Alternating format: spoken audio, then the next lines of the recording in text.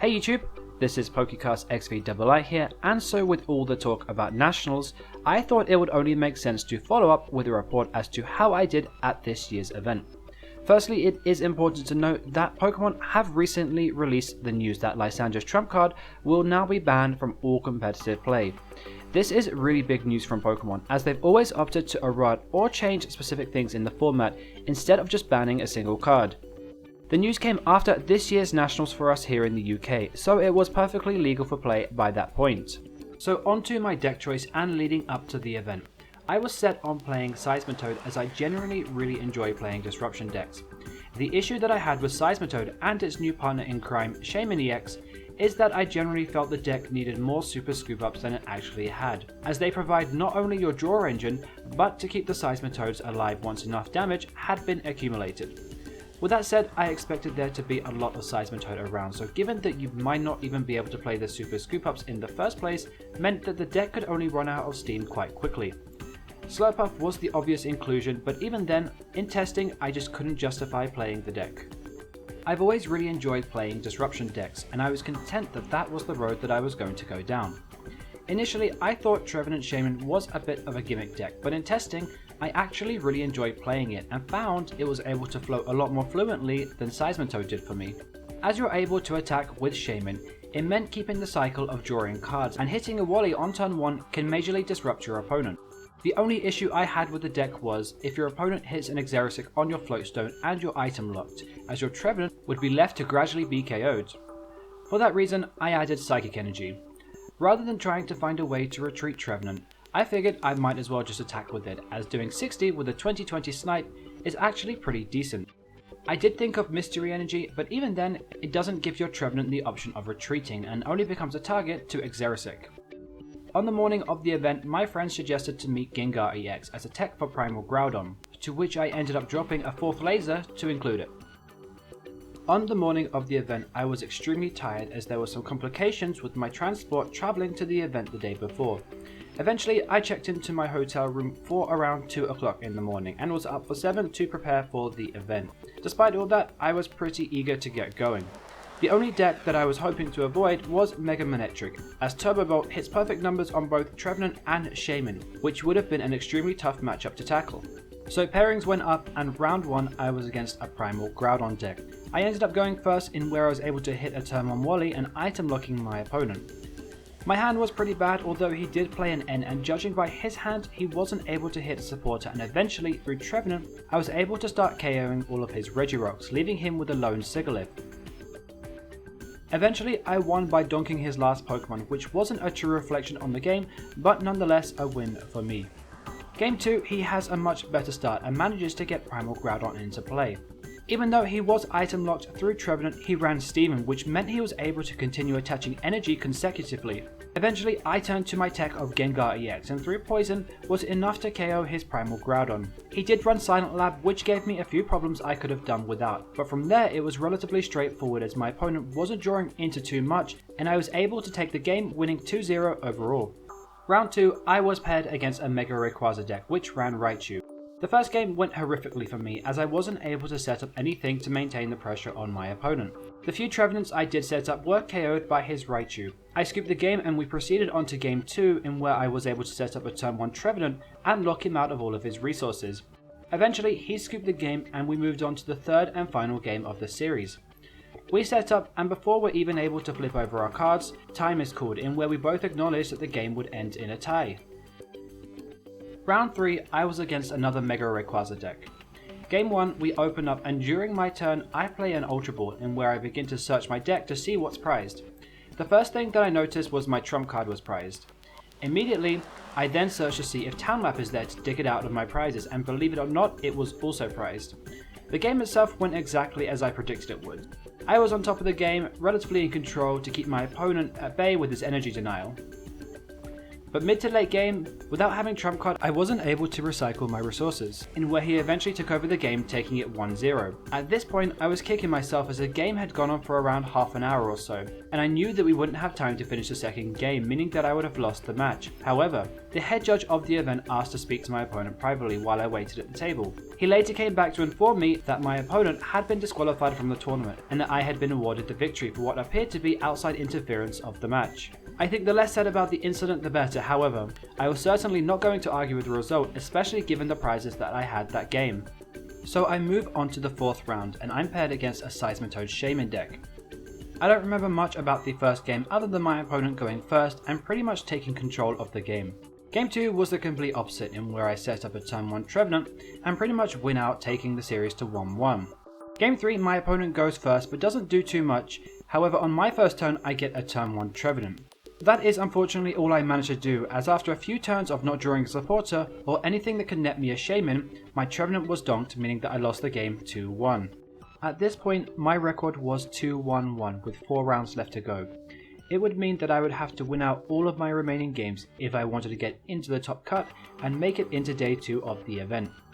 With that said, my next pairing was against a metal deck. The matchup was made a little more tougher as he ran a few copies of Aegis/EX, with all of my Pokemon requiring a special energy to attack. Over the 2 games, my opponent had difficulty trying to conjure up something to play, as he was constantly locked in by Trevenant. Through the uses of Trevenant, Lysander and Gengar, I was able to KO his Bronzongs, poison the Aegislash, and keep him item locked in the process. Game 6 was against a Toad Shaman deck. It's hard to remember, although I believe my opponent goes first but doesn't really do too much on his turn. On my turn, I set up a turn 1 Trevenant and proceed to spamming Shaman to get all the resources I need to set up. Fortunately for me, he didn't really have too much going at that point, and through attacking with Trevenant, I was able to wrap up the first game relatively quickly. The second game was much like the first, in where Trevenant was able to decide the match. In this matchup, what's really significant is whether you can item lock your opponent before they manage to get a muscle band on board, as it makes turning a 3-hit KO into a 4, and you want to get as much snipe damage on your opponent as possible during that period, while building up more attackers. After winning the second game, I found out there had been some complications when filling out his deck list, which is why my opponent wasn't playing any muscle bands, and instead had to compensate them for basic water energy. Nevertheless, I move on to 4-1-1. Game 7 was against a friend of mine who was running Toad Shaman, my third of the day. We roll the dice and I get the crucial call to decide whether to go first or second. I open up with a turn 1 Wally, hitting Trevenant, and from there the game was pretty much autopilot. My opponent wasn't able to hit much on his turn as he was item locked, and from there on I managed to win the game. Game 2 I go second, but my opponent doesn't really draw into too much. On my turn, I managed to hit a turn 1 Trevenant and start applying pressure. Through the uses of Lysander and Xerosic, I was able to prevent him from hitting me with Quaking Punch, while keeping him item locked, taking the game 2-0. Game 8 and the final game of Swiss was by far the most stressful match I played all day. Game 8 I was paired with the Mirror, which unfortunately meant the coin flip to decide who went first was going to be a big factor in the game. Fortunately, I called heads and got it, which meant I was able to kick things off. Game 1 went exactly as we both predicted it would. I open with a turn 1 Trevenant and my opponent has no answer as he's locked out of all of his resources. After his second turn, he scoops a game and we go into Game 2. Game 2 was the complete opposite, in where my opponent goes first and does to me pretty much exactly what I did to him Game 1. I was item locked and had no outs to get anything going.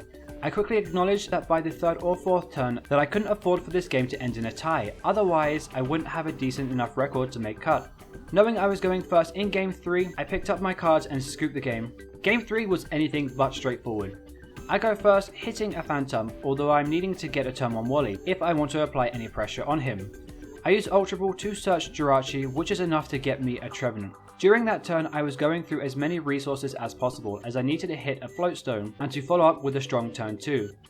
In doing so, I attached a Muscle Band to my bench Jirachi to net more cards with Shaman. Once I felt like I was in a decent enough position, my opponent hits Lysander to bring up my Jirachi, and hits me with a Hypnotoxic Laser.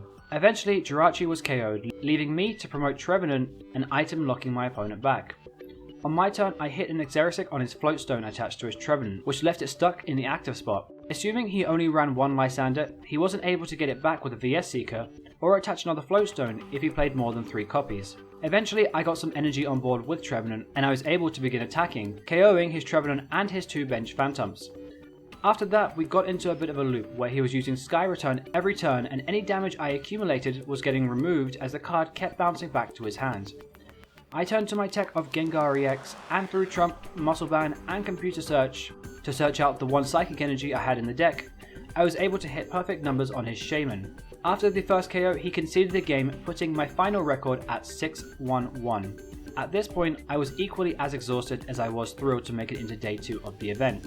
By the time the day had finished up, it was around 12:01 AM in the morning, to which we left the venue and returned to our rooms. I had a brief look at the pairings and saw that I would be paired against the same Primal Groudon deck I played in round 1 of that day. It was a matchup that I was relatively confident about, much more than facing another Mirror or Seismitoad. Day 2 we get into the venue for around 9 AM, although the rounds didn't start until about 10. Out of what I believe was 139 Masters, only 8 were able to make day 2 and I ended up finishing in 4th place. Eventually the game started up and round 1 went pretty much exactly as I thought it would. I didn't necessarily need to go first, much like I would against a Seismitoad or Mirror matchup, but I was still able to get the coin flip in where I hit a Trevenant, blocking him from using item cards. Eventually I turned to Gengar EX where it pretty much became the match winner. Through Gengar and retreating into Trevenant to maintain the item lock, I was able to wrap up game 1 pretty smoothly. Game 2 was heading in the same direction as the first in where I felt relatively in control, and I searched out Gengar to prepare for Primal Groudon. This game though, he did get Groudon into play and makes one crucial play which took me by surprise, and that was using Lysander to KO my Gengar with Primal Groudon.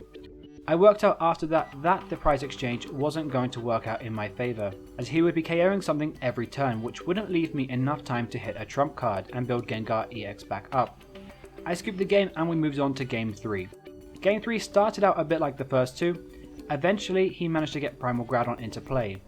Time was called on the round with the prize exchange being at 3-5 to me, and he had to hit a Lysander to even up the game, but fortunately it wasn't in his hand and I was declared the winner of the match based on the amount of prizes that were taken. Definitely a really nervy end to the game. Top 4 was against Toad's Shaman. We flipped to see who goes first and I called it correctly, which instantly increased my confidence going into the match. I start with a lone Phantom. Although looking in my hand, I see nothing that is able to get me a Wally. I'm forced to Juniper, which meant that I couldn't item lock him on turn 1. Unfortunately, that game was pretty much straight downhill for me, as going second against a non-item locked Toad deck is always going to be tough. Eventually he took over by spamming all of his resources and using Quaking Punch. At that point, I had to scoop the game and hope for the best in games 2 and 3. Game 2 I began again and this time I have a Wally but I'm unable to hit a Phantom into play. I wasn't able to get Trevenant out, and once I was item locked, it decreased my chances of hitting a Trevenant even more. I managed to buy a few turns of Sky Returning and even attempted to set up Gengar on my bench, which was a slight glimmer of hope that could have made an impact. Unfortunately for me, it was Lysandered up and hit with lasers and hammers. Eventually I conceded the game, ending my run at Nationals. And so that is pretty much it. In the end, after the standings, I finished a respectable 3rd place and earned 150 championship points, which is enough to put me into contention for a Worlds invite, something I'm definitely looking to do this season. If you would like to see more Pokemon related content, all you have to do is click the annotations at the end of this video, and if you would like to subscribe to the channel, there will also be a subscribe button at the end of the video as well. Any comments, as always, be sure to leave them in the comment section below and I will do my best to get back to you. Thanks very much for watching and I will see you all next time.